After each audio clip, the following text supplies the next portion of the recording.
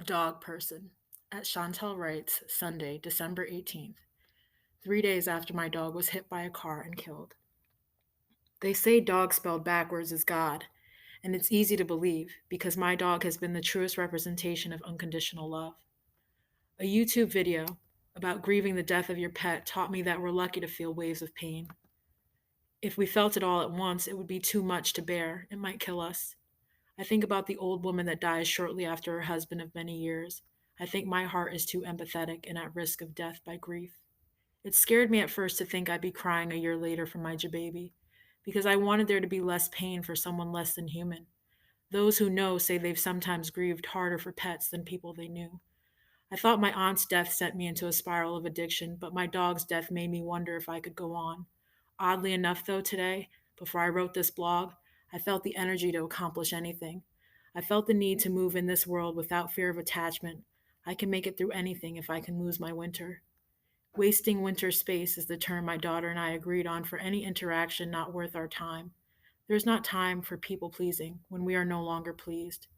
Winter was a reciprocal people pleaser. Lauryn Hill sings about love without reciprocity, and it's all too common. Why waste time for what winter gave so freely? She licked our tears when we cried. She did not ignore us, judge us, nor question us. She could communicate without words. What the fuck is wrong with you? The insensitive text came through. You couldn't wait till 5:30 when she got off work? I could have. I tried to be a strong and careful mother. But something in me knew that there's wisdom in dealing with bad news at work, that you have to know how to do that. I also knew that if you're not a dog person, you wouldn't anticipate the grief someone would have. If her grief wasn't tangible, she wouldn't be able to take time off. Black people must cry because sometimes not even tears will soften the tough stereotype. Mike Brown, Amadou Diallo, and Sandra Bland were overkilled. Were black people too strong or too poor or too clean to have pets? Before I was a dog person, I'd scoff out loud. There are homeless people living on the streets. About 6 months after I got mine, I went combing the streets of the hood for a stray that I had food for. Puppy eyes are an inbuilt weapon. I thought I'd never get another dog, but now I wonder why I'd hold back all this love I have to give. I was a great owner because I loved my dog. The first day home, we stopped at Starbucks and they gave her a puppuccino. She shares eczema, beauty, and lactose intolerance with the other ladies in her family, but I didn't know that yet. $300 later, at the vet that night, and I was ready to keep spending. I'd pay anything to keep her with us, and was saving for anesthesia to get her ears cleaned. When I thought she was still breathing, I would have paid anything to stop her pain immediately. The moment I lost her was the moment I lost my suicidal ideations. This is what it feels like to lose the person you love most, and I won't do it to anyone else. I will live to give. I never beat my dog like I never beat my child. I believed in her intelligence and her need to be free. I didn't tell her to shut up when she needed to bark. I laughed when she got the speedies. I spayed her because I never wanted her to be raped or pregnant against her will. I had plans to figure out if she could masturbate somehow, not convinced that dolphins are the only organisms that can orgasm. My success was driven by a need to get her a big yard to run freely in. All dogs go to heaven, and I know I'll see her run like a greyhound again. She was a friendly, fast, hunting black lab and an aggressive, stubborn, loyal pit. Winter was so free I had to always pull back. My daughter constantly chided me for making excuses for her, but she also knew that I'd parented her the same way. Unlike infuriating blind authority, I always take context into account. But if I knew how, I would have trained her better. Though I didn't know shouldn't eat people food and treated her I treated her to the other half of most of my bites.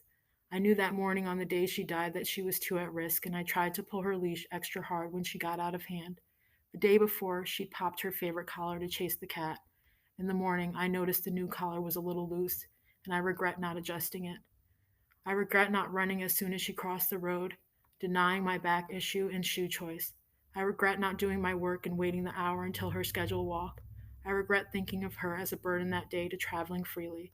I regret yelling at her so hard that morning for peeing in my bed. Right before she was hit, I said she was going to get hit, but I'm not completely sure if it was like what I normally do before an accident. When my car slides on the ice, I slow down and brace for impact. When the car hit Winter, it seemed like it wasn't moving. It's slow and happening all at once. Because of my guilt, it hurts me to the core when my mean man says, You let the pup go. I deleted his number for disrespecting my family. I see her getting hit over and over, the way her tongue was bit.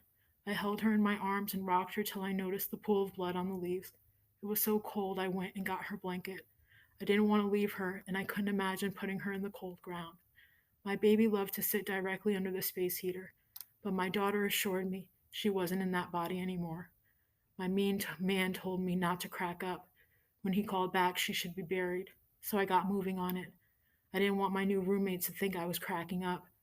He started burying her before I came back. Instead of getting mad, I was grateful not to have one more disturbing image in my head.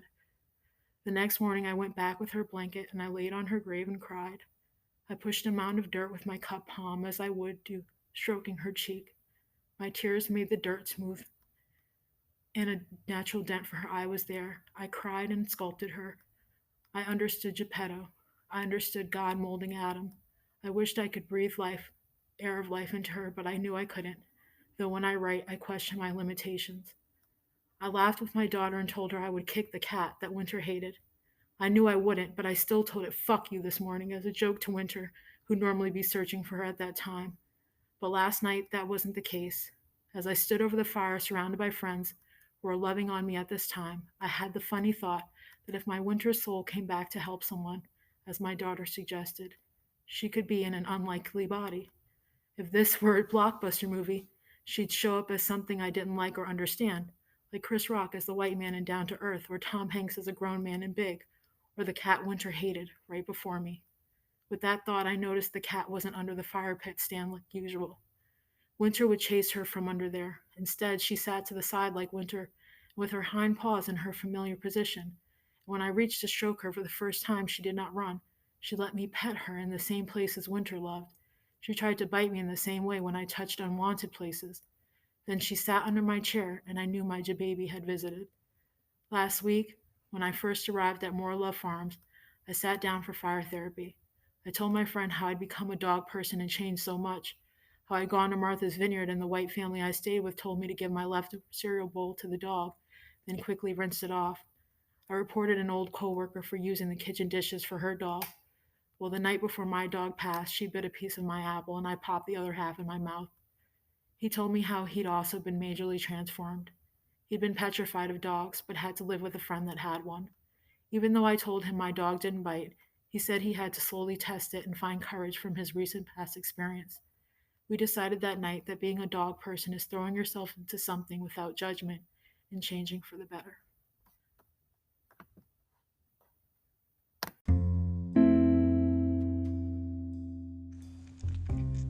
Weekends of sadness. I guess weekends are so sad because I don't have work to distract me. I hate working and spend most of the weekdays procrastinating, but on weekends there's no fake responsibility to tussle with. There's nothing I should be doing, and if I'm not doing, then why am I here? They say to sit in sadness and let it pass, and I never do that. I call someone or binge on shows, but today I made it to the last episode. Yep, the main character died. I was pissed. So after it, I ended up putting a cryptic post on Facebook about how all people who spoil shows should rot in hell. They took away my chance to cry about someone else. I'm crying for myself now, snot running, fetal positioned on the carpet in front of a space heater. The rain I love pours outside, but I'm not tapping in. It's kind of cold, and I don't want to fall into the stereotype that it's gloomy. I would rather the one where you have someone to cuddle with, but I don't. I'm alone. Even when I'm not, no one has ever cuddled with me in the rain. Well, maybe, but not more than once. Not anyone I could count on to be there. I feel abandoned, but it all starts with a gut-wrenching cry for my dog. I started in the wee hours of the morning missing my baby, but then I went to sleep. I woke up and was in good spirits for everyone, but I hit the wall in a conversation with my daughter. She's gaslighting me again, unintentionally. Right before I tried to cheer up my mom and realized how awful I was to my mom, which is why she second guesses her insides. I try not to let my daughter continue the curse. I tell her, I have to go, but I'm haunted. I'm trying not to take on anyone else's pain, but what's left is my own. I miss you, my baby. I try to craft a gratitude list in my head, but I pair it to the consequence. I say I'm grateful for the time I spent with you, that you were my shadow, that we ate chicken wings together, that we slept together. I see the good memories, but the sadness twists my words. I say I'm grateful I let you eat people food because you weren't going to be here long. I'm grateful I let you sleep in my bed because you weren't going to be here long. I say, God, you know I needed her. I yell at God, why did you take her from me? In my head, I say I never had to deal with the mean people when I could just cuddle with my dog. I always imagined us spooned together as we always were. I fight the real thought of how sad I was when she was here anyway. Any way to get through this sadness. Naturally, sitting in the pain, I was compelled to turn it into art, to be empowered somehow. So I got up and wrote, for people who know, weekends can be sad too.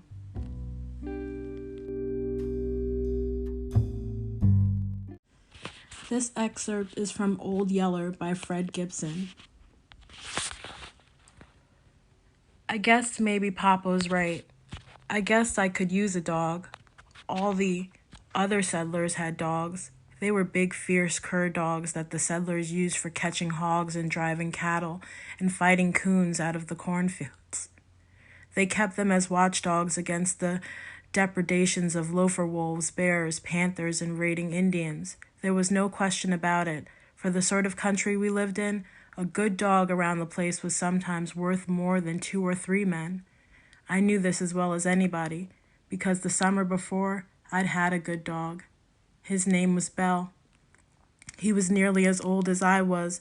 We'd had him ever since I could remember. He'd protected me from rattlesnakes and bad hogs while I was little. He'd hunted with me when I was bigger. Once he'd dragged me out of Birdsong Creek when I was about to drown, and another time he'd given warning in time to keep some raiding Comanches from stealing and eating our mule Jumper. Then he'd had to go act a fool and get himself killed. It was while Papa and I were cutting wild hay in a little patch of prairie back of the house. A big diamondback rattler struck at Papa, and Papa chopped his head off with one quick lick of his scythe. The head dropped to the ground 3 or 4 feet away from the writhing body. It lay there with the ugly mouth opening and shutting, still trying to bite something. As smart as Bell was, you'd have thought he'd have better sense than to go up and nuzzle that rattler's head, but he didn't, and a second later he was falling back, howling and slinging his own head till his ears popped. But it was too late then. That snake mouth had snapped shut on his nose, driving the fangs in so deep that it was a full minute before he could sling the bloody head loose. He died that night, and I cried for a week. Papa tried to make me feel better by promising to get me another dog right away, but I wouldn't have it. It made me mad just to think about some other dogs trying to take Belle's place. And I still felt the same about it. All I wanted now was a horse. Me too.